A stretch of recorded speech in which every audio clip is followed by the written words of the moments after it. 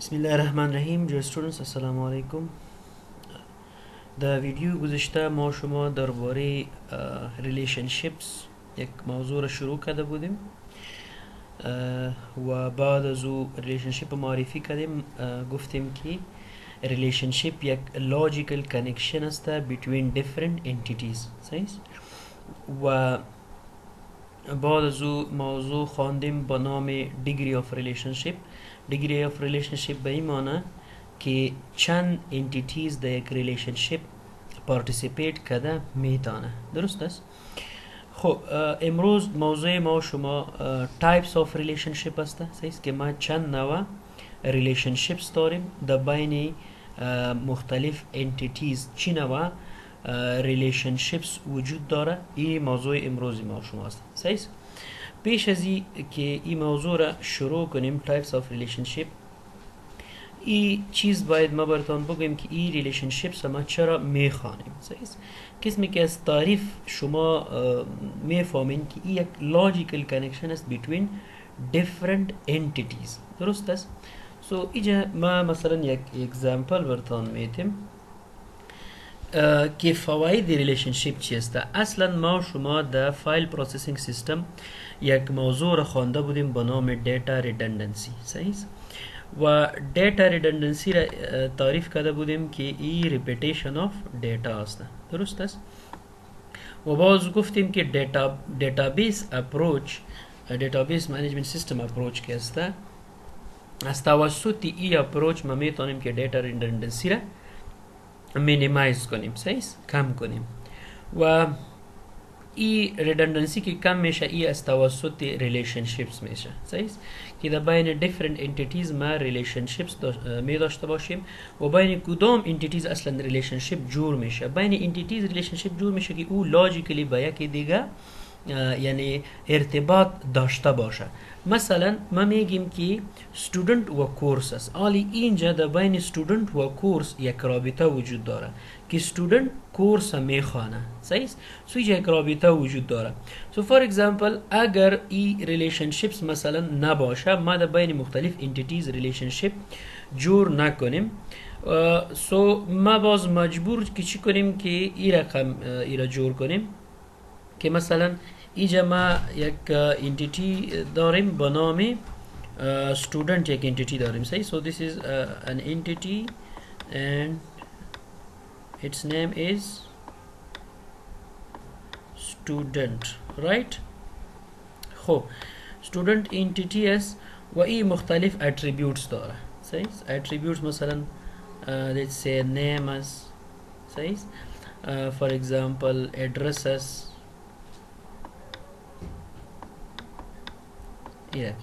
صحیح؟ و این کدام کورسز میخوانه، این هم مثلا ما اینجا نوشته کردیم کورسز یا کورس. حالی ببینین که این کورس که است، این استودنت یعنی میشه که چندین کورسی بخوانه. درست است؟ و به شکل ERD diagram یا مثلا در ERD مدل ما انتیتی را به این شکل represent میکنیم. خب وقتی که این را ما باز در ریلیشنل مدل represent میکنیم که اصلا پرکتیکل یا implemented دیتابیس ما شما می باشه، این باز به شکل تیبل دیسپلی میشه یا به شکل تیبل represent میشه. صحیح؟ تیبل ما بر شما گفته بودیم که یک استراکچر دیتابیس است. صحیح؟ و عموما دی بی ام اس از ریلیشنل مدلز استفاده میکنه، از خاطر از تیبل استفاده میشه. اگر این انتیتی را ما به شکل تیبل ریپرزنت کنیم در چی، در یک فور اگزامپل در یک ریلیشنل مدل. صحیح؟ ببینین این ما به شکل تیبل ریپرزنت میکنیم. صحیح؟ فکر میکنیم که ریلیشنشیپس وجود نداره. اهمیت ریلیشنشیپ ما براتون میگیم. بیاین اینجا مثلا ما یک تیبل جور میکنیم، یک نیو سلاید گرفتیم و اینجا یک تیبل انسرت میکنیم. صحیح؟ یک تیبل انسرت میکنیم از اینجا. for example this is some table, right? خب حالی ای the ER model یک entity است. امی انتیتی را اگر ما در ریلیشنل مدل ریپرزنت میکنیم، مثلا اینجا یک دیگه اتریبیوت هم ما برش میتیم، صحیح، یک آیدنتیفایر اینجا برش میتیم، مثلا ای آی دی است، درست است، ای اتریبیوت آی دی است، استودنت آی دی هم داره، نیم هم داره، ای نیم است، صحیح، و ادرس هم داره و کورسز هم میخوانه، درست است. ببینین اینجا حالی مثلا ما میم در ریلیشنل مدل ای را ریپرزنت میکنیم. سو در ریلیشنل مدل از انتیتی تیبل جور میشه. از انتیتی چی جور میشه؟ تیبل. سو ما اگر اینجا انتیتی داریم student، اینجا باید در ریلیشنل مدل به این انتیتی یک تیبل داشته باشیم به نام student و از اتریبیوتس این انتیتی کی است کالم نیمز او تیبل جور میشه. سو اتریبیوت چی است؟ آی دی. اینجا ما باید یک کالم نیم اضافه کنیم به نام آی دی، صحیح. دیگه اتریبیوت نیم بود، دیگه اتریبیوت ادرس بود و دیگه اتریبیوت کورس بود، درست است. خب حالا ببینیم که اینجا ما مثلا یک استودنت داریم که آی دی یک داره، نام احمد، صحیح، ادرس کابل، کورس مثلا ای میخوانه جاوا را، صحیح، جاوا میخوانه. حالا ببینین امی احمد است، صحیح، یک دیگه کورس هم میخوانه. سو اگین ما باید دیتیلز احمد نوشته کنیم، مثلا دیتابیس هم میخوانه، مثلا ای احمد دیگه سابجکت هم میخوانه، احمد کابل و فور اگزامپل نتورک. ببینید که ریکارد احمد چند دفعه تکرار شده؟ 3 دفعه. امیر ریدندنسی میگه. ای ریدندنسی نباشه به ای خاطر ما یعنی باز تیبلز دیفرنت تیبلز جور میکنیم. مثلا ما میتونیم که با کورس بیخی یک تیبل جدا جور کنیم، با کورس بیخی یک انتیتی جدا جور کنیم، اینجا مثلا یک انتیتی دیگه جور کنیم، ایره ما مثلا بگوییم کورس، صحیح، و در بین کورس و استودنت یک ریلیشنشیپ ایجاد کنیم و این اتریبیوت از اینجا چی کنیم؟ ختم کنیم، صحیح. بازو در بین کورس و استودنت یک ریلیشنشیپ ایجاد کنیم. حالا ببینین که اینجا ما باید یک دیگه تیبل هم داشته باشیم که انفارمیشن استودنت در یک تیبل می باشه و انفارمیشن کورس در دیگه تیبل می باشه، درست است. و این از توسط یک ریلیشنشیپ با یکی دیگه کنکت میشه و به این شکل ما شما میتونیم که ای ریدندنسی را چی کنیم؟ مینیمایز کنیم، صحیح. سو به این خاطر که ای ریلیشنشیپ ما ایجاد کنیم، ما و شما باید تایپس آف ریلیشنشیپ بفهمیم که چند نوع ریلیشنشیپس داریم و باز ای ریلیشنشیپس ما چطور در ریلیشنل مدل ریپرزنت میکنیم، درست است. سو به این خاطر ما شما از ریلیشنشیپس استفاده میکنیم که ای رقم امی چی که است ریدندنسی به وجود نبیاید، درست است. سو مثلا اگر شما اینجا ببینین ریکارد احمد دیلیت میکنین، این ریکارد کورس هم دیلیت میشه. مثلا اگر شما میخواین که این کورس انفارمیشن پیشتان باشه که مثلا کورس آیدی است و کورس فیس است و مثلا دیگه انفارمیشن هم این کورس داره، صحیح. فعلا خب ما فقط کورس نمیجا نوشته کردیم، دیگه انفارمیشن اگر این کورس داشته باشه، شما اگر ریکارد آل احمد دیلیت میکنین، چند دفعه باید این ریکارد دیلیت کنین؟ 3 دفعه ریکارد دیلیت کنین و ببینین که انفارمیشن کورس هم با این ریکارد یعنی وقتی که ما احمد دیلیت میکنیم انفارمیشن کورس هم دیلیت میشه. این رقم باید نشوه. این را باز دیتابیس انامالیز میگه که این هم از توسط امی ریلیشنشیپس باز چی میشه؟ سالو میشه و یک موضوع به نام نورمالایزیشن که ما شما رو انشالله میخوانیم، صحیح. فعلا ما گفته میتونیم که این تیبل در حالت نورمالایزیشن یا نورمالایز تیبل نیست، صحیح. این باز مشکلات داره. سو او مشکلات چی است؟ ای باز ما شما از توسط ریلیشنشیپس او مشکلات حل میکنیم و به این خاطر که این مشکلات حل کنیم ما شما باید اول ریلیشنشیپس را بخوانیم که ریلیشنشیپس چند نوع ریلیشنشیپس وجود داره و مثلا انواعش چی رقم خصوصیات داره، درست است. so that is why we need relationships، صحیح. به خاطر ای که ما ریدندنسی را مینیمایز کنیم، دیگه فواید هم داره، صحیح. خب فعلا ما شما شروع میکنیم تایپس آف ریلیشنشیپس و هر وقت که ضرورت بود باز به همون شکل ما براتون میگیم که فواید دیگه ای ریلیشنشیپس چی هستن، درست است. خب میبینیم types of relationships. So I hope که ای براتون کلیر باشه که ما و شما relationships چرا میخوانیم در بین مختلف entities که ما شما relationships میخوانیم. ای به خاطر میخوانیم یک دفعه باز ما براتون اوروی کنیم، به خاطر که مقصدش که نفهمین باز موضوع تشریح کردن بیخی یعنی عباس است. و اول باید مقصدش بخوانیم. ببینید که از هر انتیتی که ما در ER دیتا مدل ریپرزنت کردیم، از این در ریلیشنال مدل باز تیبلز جور میشه به این شکل. صحیح که ما شما میخوانیم باز ایران که چی رقم از این تیبل جور کرده میتونیم. صحیح وقتی که از این تیبل جور شوه و مثلا در بین این ریلیشنشیپ نباشه، مثلا کورس هم یک اتریبیوت استودنت شوه، وقتی کورس اتریبیوت استودنت شوه این به این شکل در ER در ریلیشنال مدل ریپرزنت میشه. و ببینید که اینجا بسیار زیاد ریدندنسی وجود داره. اگر این احمد 7 تا کورس میخوانه، ما باید 7 دفعه ریکارد احمد چی کنیم؟ ریپیت کنیم. اگر ما باز ریکارد احمد دیلیت میکنیم، ما باید 7 دفعه ریکارد احمد دیلیت کنیم. اگر اپدیت میکنیم، مثلا نام احمد نیست، احمد جان است. صحیح؟ سو 7 دفعه باید این ریکارد چی شوه؟ اپدیت شوه. صحیح؟ چقدر زیاد مشکلات دی وجود داره و از توسط ریلیشنشیپس باز این مشکلات چی میشه؟ مینیمایز میشه. صحیح؟ سو از این خاطر ما شما ریلیشنشیپس میخوانیم. خب میم اول نوع ریلیشنشیپ چیست؟ به نام one to one ریلیشنشیپ. صحیح؟ So one-to-one relationship چی میگه؟ It says that in this type of relationship it is used when for each instance in the first entity class. So یک entity class هست و ای instances داره. صحیح؟ مثلا instances ای چی شده میتونه؟ Let me clear this. صحیح؟ manager یک entity class هست و instance manager کی است؟ مثلا let's say ما یک table داریم. let's say this is some table. ما براتون گفتیم که از entities در relational model چی جور میشه؟ tables جور میشه. صحیح؟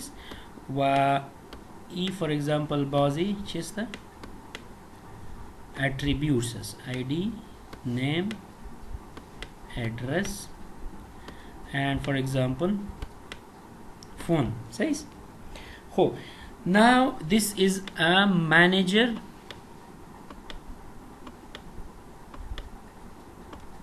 entity class. صحیح؟ و instance ای چیست؟ مثلا اگر ما یک ریکارد دی داشته باشیم، مثلا نمیش چیست؟ احمد است. صحیح؟ و ادرس چیست؟ کابل. فون نمبرش اینی است. صحیح؟ هر نمبر که باشه. now this is an entity instance. صحیح؟ ای یک entity instance است. احمد یک منیجر است، منیجر یک entity class است و ای entity instance کی شد؟ احمد شد. درست است؟ so for each instance in the first entity class, this is the first entity class, there is only one instance in the second entity class.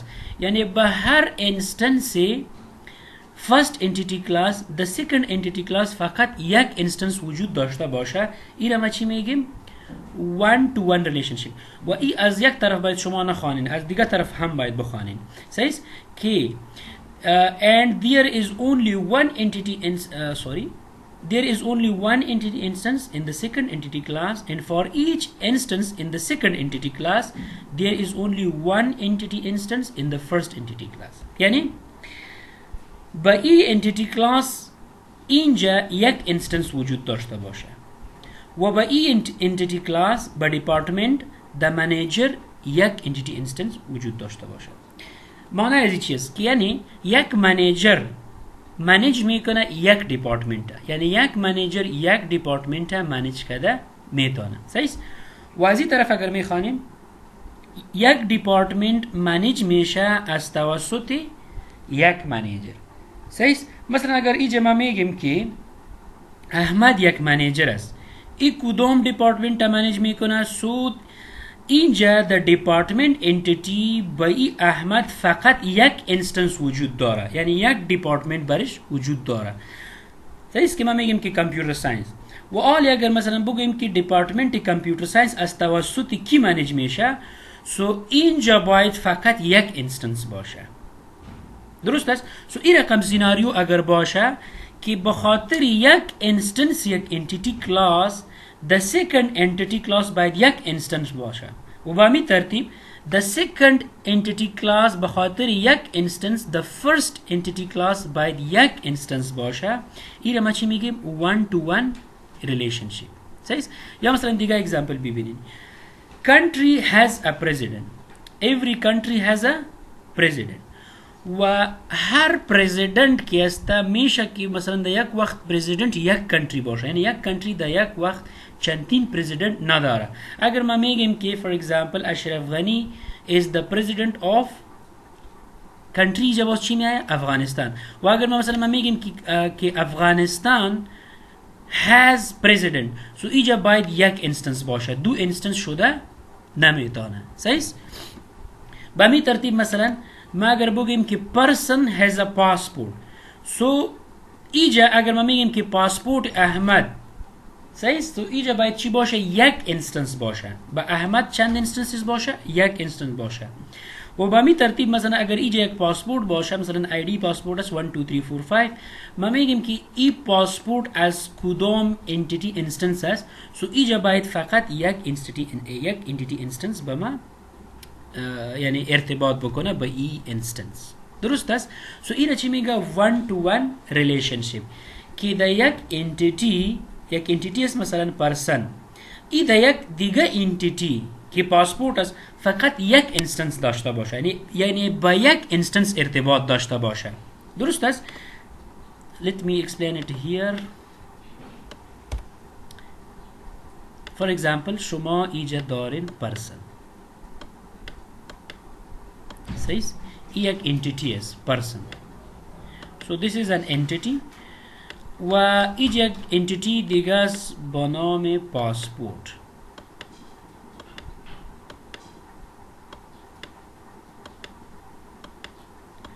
خب پرسن از احمد، صحیح؟ و پاسپورت نمبر است مثلا 0123. صحیح؟ اینجا چی میگه که entity class یعنی entity instance یک entity class. so this is an entity class and Ahmad is an instance. Ahmad is an instance. این میگه که entity instance یک entity class. so entity instance کی است؟ احمد. این یک دیگه entity class. so دیگه entity class چی است؟ پاسپورت. صحیح؟ فقط یک instance داشته باشه. so یک instance چی است؟ 0 1 2 3. مثلا اگر اینجا باشه 0 2 4 5. صحیح؟ اگر مثلا ای فقط به ای ارتباط داره، دیگه instance اینجا وجود داره، خب ای instance به ای instance کدام ارتباط نداره، این ما شما چی میگیم؟ one to one relationship. که entity instance یک entity class فقط ارتباط داشته باشه با یک instance یک دیگه entity class.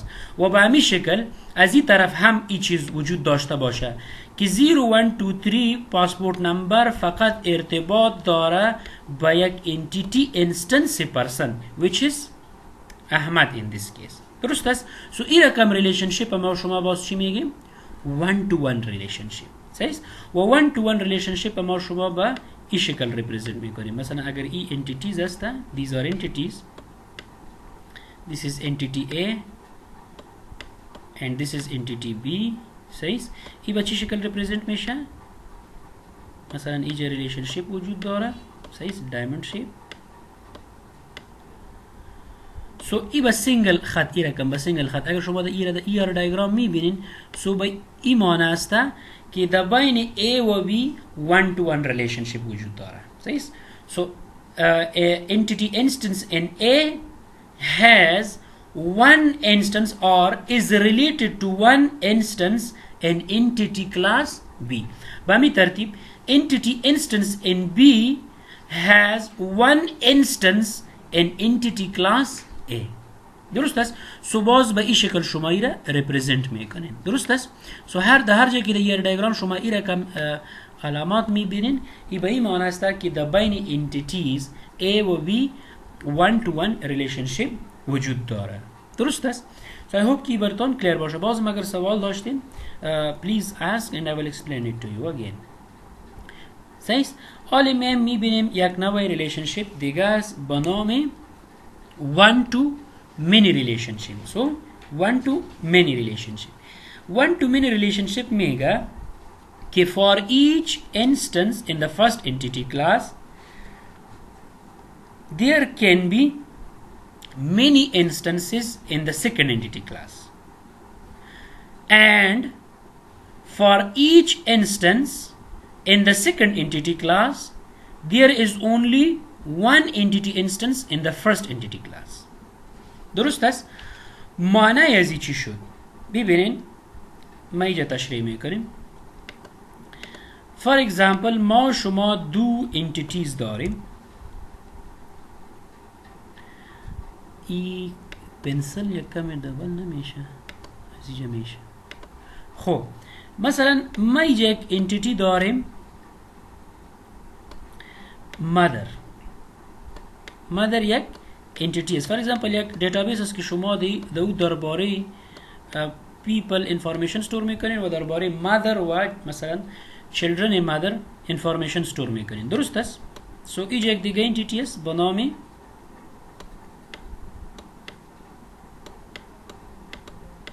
children. صحیح؟ children. خب یک دیگه entity دو entities جور کردیم، یک mother است و یک child. حالا اینجا ببینید mother است for example سارا is a mother. صحیح؟ so entity classes, this is entity class, mother is entity class या entity type. صحیح؟ یا in short entity هم گفته میتونیم. و این سارا چی است؟ این یک entity instance mother entity است. entity instance mother entity است. به همین ترتیب اینجا مثلا children داره، let's say احمد، زارا،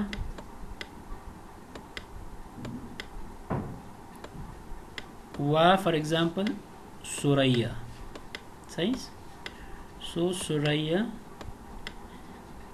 اوکی سو ببینین اینجا چی میگه one to many relationship که یک entity instance دا یک entity class. for example mother یک entity class است، سارا یک entity instance است. ای دا یک دیگه entity class which is children in this case چندین instances داشته باشه یا با چندین instances related باشه. درست است؟ و از این طرف اگر بخوانیم که اینجا the second entity class با یک instance for example با احمد the اول entity class فقط یک instance باشه. is it clear؟ چی میگه؟ که با یک entity instance the class A, for example this is A, mother is A, says, and children is B. by एक instance class A या entity A which is mother related باشا بچندین instances the class B या the entity B which is children. سعی کنید اینجا سارا چندین children داره related to چندین children است. says so one instance in entity A can have multiple instances in entity B, or one instance in entity A is related to multiple instances in entity B, right? and each is دیگه شرط هم باید باشه one instance in entity B is related to only one instance in entity A. صحیح؟ یعنی از طرف A اگر the B چندین instances داشته باشه یا با چندین instances related باشه، درست است؟ و از طرف B یک instance اگر ما میگیریم ای دا entity A فقط با یک instance related باشه، ای را ما چی میگیم؟ one to many relationship میگیم. درست است؟ حالا ببینین که یک مادر میتونه که چندین children داشته باشه ولی یک child فقط یک مادر داره. یعنی یک child چندین مادرز داده یعنی داده نمیتونه که احمد است، ما مثلا بگیم که زارا هم مادر احمد است و سارا هم مادر احمد است. No. One instance in B is related to one instance in A. Whereas one instance in A has multiple instances in B. ایره ما چی میگیم؟ one to many relationship میگیم. درست است؟ و ای به این شکل represent میشه. مثلا this is entity A. صحیح؟ ای relationship داره، اینجا relationship است با یک دیگه entity B. صحیح؟ so one از هر طرف که one باشه اوجا شما ای رقم یک خط کش میکنید. طرف که منی باشه او را باز چی میکنید؟ شما ای رقم یک چی خط جور میکنید. صحیح؟ ای رقم ای رقم. صحیح؟ so this shows many side. This shows the many side. So this is many side and this is one side. این رقم خط که داشته باشه. So this is one and this is many. صحیح؟ این رقم اگر شما اینجا ببینید this is one and this is many. صحیح؟ so این رقم به این شکل شما این را represent میکنید. درست است؟ خب دیگه examples ای one to many relationship. مثلا این example هم پاک میکنیم. مثلا let's say relationship بین country و بین cities. صحیح؟ so for example ای کدام یک کنترل دیگه هم داره به نام تکست اینجاست. yes so this is country. صحیح؟ نیسایی کپیتال نوشته میکنیم. this is country, right? and this is city. صحیح؟ شما دو انتیتیز داریم country و city. آلی ببینید country و city چی رقم ریلیشنشپ داره؟ چی رقم با یک دیگر ریلیتد است؟ they are related in the form of one to many. ببینید every country هر country که باشه صحیح؟ او چند cities داره؟ many cities داشته میتونه. so a country has many cities. مثلا افغانستان است. so جلال آباد is one city, Kabul is another city, Herat is another city. صحیح؟ مزار شریف is another city, تخار is another city, right? so مختلف cities ما داریم. so you see कि one instance in the country which is Afghanistan, one instance, صحیح؟ ای با چندین instances یک دیگه entity مربوط است. so here are multiple instances. صحیح؟ one instance is related to multiple instances. آلی اگر ببینیم کابل, so کابل is related to only Afghanistan. so ببینید از اینجا که یک instance ما گرفتیم این مولتیپل اینستنس یک اینستنس که گرفتیم ما د دیگه انتیتی برش چند اینستنسز پیدا کرده میتونیم؟ فقط یک اینستنس. و از این طرف اگر ببینیم اگر یک اینستنس میگیریم ما اینجا چند اینستنسز برش پیدا کرده میتونیم؟ چندین اینستنسز. صحیح؟ چندین اینستنسز. سو این ما چی میگیم؟ one to many relationship میگیم. درست است؟ خب دیگه اگزامپل مثلا ما براتون بگویم که let's say here ما کنترل Z میکنیم.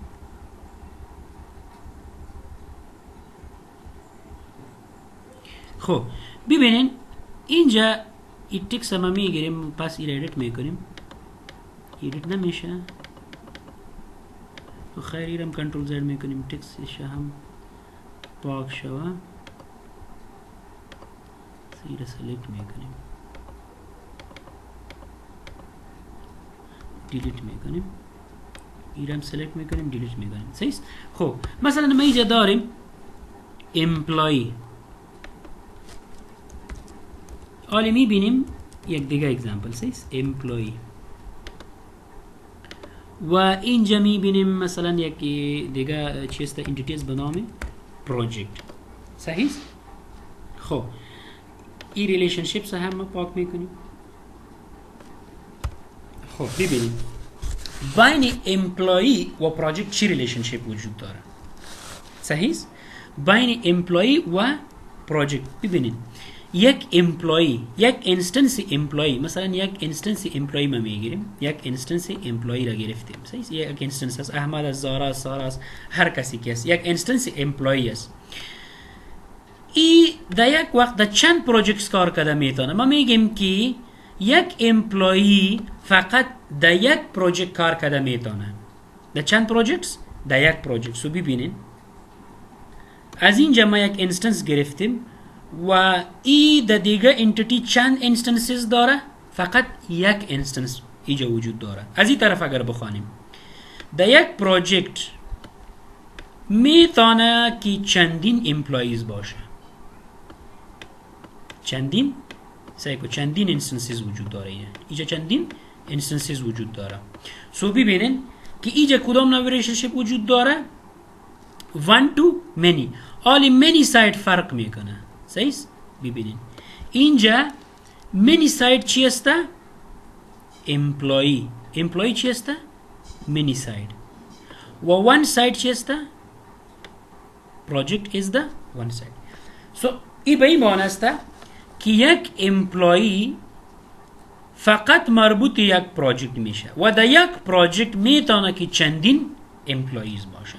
سو در این رقم سیناریو باز ما شما از چی استفاده میکنیم؟ از one to many relationship استفاده میکنیم. درست است؟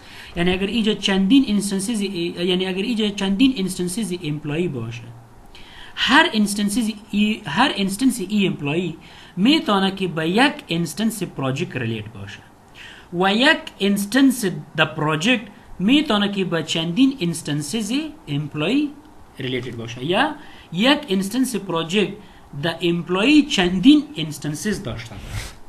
صحیح؟ مثلا یک پروژکت است در احمدم کار میکنه، سارام کار میکنه، زارام کار میکنه، سیمام کار میکنه. صحیح؟ مختلف پیپل در ای کار میکنه، مختلف امپلوی در ای کار میکنه. درست است؟ ولی اگر یک امپلوی است، مثلا let's say محمود یک امپلوی است، این میتونه که اینجا فقط در یک پروژکت کار کنه. مثلا let's say XYZ یک پروژکت است. صحیح؟ و در ای کار میکنه. در ای چی میکنه؟ ای کار، یعنی ای محمود در ای کار میکنه. مثلا یک دیگه پروژکت است AB. صحیح؟ سو ای اینستنس محمود فقط related to XYZ است. مثلا یک دیگه اینستنس است اینجا در امپلوی احمد. صحیح؟ سو ببینین ای احمد هم در XYZ کار کرده میتونه، ولی احمد باز در AB let's say related to AB شده نمیتونه. صحیح؟ سو this is one to many relationship. مثلا اگر ما بگیم که یک اینجا یک اینستنس دیگه است به نام سارا. صحیح؟ and Sara is related to AB. صحیح؟ So this is one to many relationship. درست است؟ So I hope که این براتون کلیر باشه. بازم اگر سوال داشتین so feel free to ask. خب یک دیگه نوع ریلیشنشیپ مانده به نام many to many relationship. صحیح؟ So many to many relationship چی میگه؟ خب ما ایره کلیر میکنیم مکمل. many to many relationship چی میگه؟ let's say ما اینجا یک entity داریم و اینجا یک دیگه entity داریم. صحیح؟ خب entity نام اینجا مثلا از let's say نام میگیریم از entity یک مثلا از این نامش که از student است. صحیح؟ STUDENT. صحیح؟ و از این نام چیست؟ تکست کجا رفت؟ خب از این نام است کورس. درست است؟ حالا ببینید many to many relationship به این شکل represent میشه. مثلا اینجا ریلیشنشیپ وجود داره. صحیح؟ به این شکل represent میشه که اینجا هم این سمبل می باشه و اینجا هم ای سیمبل می باشه. درست است؟ هر دو طرف یک رقم. صحیح؟ ای سیمبل می باشه. خب مینی تو مینی ریلیشنشیپ میگه که یک انستنس در یک انتیتی کلاس، صحیح؟ اینجا مولتیپل انستنسز است. مثلا these are multiple instances and here are also multiple instances. صحیح؟ records است اینجا مثلا. خب many to many relationship میگه که یک instance، let's say this instance که در entity A وجود داره. so this is entity A and this is entity B. درست است؟ یک instance در entity A چندین instances در entity B داشته باشه و یک instance در entity B چندین instance در entity A داشته باشه، این ما چی میگیم؟ many to many relationship. صحیح؟ مثلا let's say یک student است. student name is احمد و اینجا مختلف کورسز است. مثلا جاوا است، سی است، سی پلس پلس است، صحیح؟ پایتون است، دیتابیس است، مختلف کورسز وجود داره. خب حالا ببینین احمد چندین کورسز خوانده میتونه، مثلا جاوا و سی را میخوانه. ببینین یک احمد است، چندین انستنسز داره در کورس؟ دو انستنسز، جاوا and سی. مثلا دیتابیس است، دیتابیس یک انستنس است در کورس، ایره چندین students خوانده میتونه. مثلا سارا همیره میخوانه، صحیح؟ زارا همیره میخوانه، محمود همیره میخوانه، کبیر همیره میخوانه. صحیح؟ سو ببینید یک سابجکت است، ایره چندین students میخوانه. سو ببینید یک انستنس در کورس چند انستنسز داره در student؟ چندین. یک student یا یک انستنس student چند انستنسز داره در کورس؟ چندین. صحیح؟ So this is called many to many relationships. دیگه اگزامپل مثلا یک امپلوی است. یک چی است؟ امپلوی. صحیح ما پاک میکنیم. مثلا یک امپلوی است. یک امپلوی است. امپلوی یک انتیتی است. صحیح؟ خب ای مثلا یک دیگه انتیتی است با نام سکیل. با نام سکیل، مهارت. ببینید یک امپلوی چندین سکیلز داده میتونه. که یک امپلوی است مثلا هم let's say پروگرامر است، هم نتورک انجینیر است، صحیح؟ هم مثلا دیتابیس دیزاینر است. چندین سکیلز داره. خب حالا یک سکیل است مثلا let's say پایتون پروگرامر. پایتون پروگرامر اینجا یک نفر است، یک سکیل است، پایتون پروگرامینگ. صحیح؟ پایتون let's say this is some skill. حالا این سکیل مربوط چندین امپلویز شده میتونه. مثلا احمد هم پایتون هم میفهمه، محمود هم، سارا هم، زارا هم، سوریا هم. صحیح؟ هر یکی از این پایتون هم میفهمه. سو ببینین یک انستنس اینجا چندین انستنسز داره و یک انستنس اینجا چندین انستنسز داره. سو ما چی میگیم؟ many to many relationship. صحیح؟ یا مثلا let's say یک دیگه اگزامپل یک کتاب است، او را چندین student میخوانه. صحیح؟ و یک student چندین کتابا را میخوانه. سو بین student و کتاب چی است؟ many to many relationship است. درست است؟ So these were the three types of relationships which we have talked about. So many to many relationship, for each instance in the first entity there can be many instances in the second entity, and for each instance in the second entity there can be many instances in the first entity. This is we call a many to many relationship. خب یک چیز دیگه که این ریلیشنشیپس که ما شما خواندیم، دیدیم که چطور این ما در ER diagram represent میکنیم. صحیح؟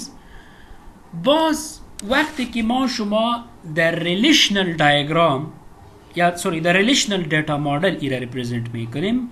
ما شما باز به شکل دیاگرام رو represent نمیکنیم. صحیح است؟ باز از کیز استفاده میکنیم. مختلف کیز ما شما میخوانیم، از او استفاده میکنیم و یک تیبل به دیگه تیبل یا یک انتیتی به دیگه انتیتی ما از توسط کیز باز ریلیت میکنیم. صحیح است؟ ریلیشنشیپ برش میدیم. خب به او خاطر که چطور ما one to one ریلیشنشیپ از ریلیشنال مدل represent کنیم، چطور ما one to many، چطور ما many to many ریلیشنشیپ را represent کنیم، ما باید بفهمم که one to one ریلیشنشیپ چی مانه، one to many ریلیشنشیپ چی مانه و many to many ریلیشنشیپ چی مانه. صحیح است؟ و ریلیشنشیپس چی به درد میخوره، اینا هم ما براتون گفتیم به خاطر چی استفاده میشه. Why do we use relationships, right? So این چیزا را که شما بفهمین، بعد از او شما میتونین که این ریلیشنشیپس را ریلیشنال مدل باز represent کنین. درست است؟ So please think of some other scenarios و ما یک اسایمنت هم بر شما میتیم که دو شما فقط ریلیشنشیپس آیدنتیفای کنین که در این سیناریوز چی رقم ریلیشنشیپس وجود داره. ببینید این ریلیشنشیپ شاید فرق کنه. خوب یعنی این دیپند میکنه با بیزنس رولز یک ارگانایزیشن. یک نفر است براتون یک مثلا let's say براتون ریکوایرمنتس خود میده که با ما این رقم دیتابیس دیزاین کنم. مثلا ممکن است یک سیناریو ما شما داشته باشیم. let's say for example ما شما دو انتیتیز داریم، یک از امپلوی پیشتر که اگزامپل کردیم و دیگه از پروژکت. درست است؟ آلی یک ارگانایزیشن میگه که با ما دیتابیس این رقم دیزاین کو، صحیح که در یک پروژکت چندین امپلویز کار کنه. ببینید چندین امپلویز کار کنه ولی یک امپلوی فقط در یک پروژکت کار کنه. سو ببینید اینجا one to many relationship جور شد. درست است؟ خب ببینید مثلا یک دیگه ارگانایزیشن میایه، امی سیناریو است، ما با او هم دیتابیس دیزاین میکنیم. درست است؟ let's say for example اینجا هم employees. So this is for organization 1 and this is for organization 2. صحیح؟ و اینجا پروژکت است. آلی این ارگانایزیشن به ما میگه که یک امپلوی در چندین پروژکتس کار کرده میتونه. یک امپلوی در چندین پروژکتس کار کرده میتونه. سو ببینید آلی اینجا چی آمد؟ مینی. و در یک پروژکت چندین امپلویز شده میتونه. سو اینجا هم چی آمد؟ مینی. سو ببینید اینجا مینی تو مینی ریلیشنشیپ ایجاد شد و اینجا وان تو مینی ریلیشنشیپ ایجاد شد. یعنی این فیکس نیست که در بین امپلوی و پروژکت حتما همیشه باید وان تو مینی باشه یا در بین امپلوی پروژکت همیشه باید مینی تو. نه، it depends on the need of the organization که او از شما چی میخواد، چی رقم میخواد که دیتابیس خود دیزاین کنه.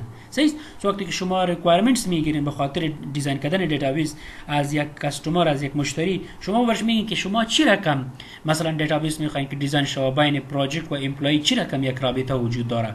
آیا یک امپلوی در چندین پروژکت کار کرده میتونه یا نمیتونه؟ آیا در یک پروژکت چندین امپلوی میتونه که باشه یا نمیتونه؟ صحیح؟ سو این شما پرسان اگر او میگه که نه در یک امپلوی فقط در یک پروژکت کار کنه، سو ببینین one to many relationship ایجاد میشه. اگر میگه که نه یک امپلوی در چندین پروژکت هم کار کرده میتونه، سو یو کن سی که اینجا many to many relationship باز ایجاد میشه. درست است؟ سو یعنی این فیکس نیست. they are dependent on the desires, on the requirements of the organization. او از شما چی رقم یک دیتابیس میخواد. درست است؟ So I hope so که براتون کلیر باشه. اگر کدام سوال داشتین so please ask and I will give you an assignment. I will soon upload it in the LMS and please take it from there و او را حتما پرکتس کنین. اگر کدام مشکل باشه so please discuss it به خاطر که این بسیار چیزای مهم است که شما را بفهمین. وقتی که را فهمیدین باز in the future که ما شما کار میکنیم براتون هیچ مشکل نمی باشه ان شاء الله. So see you in the next lecture. Till then take care.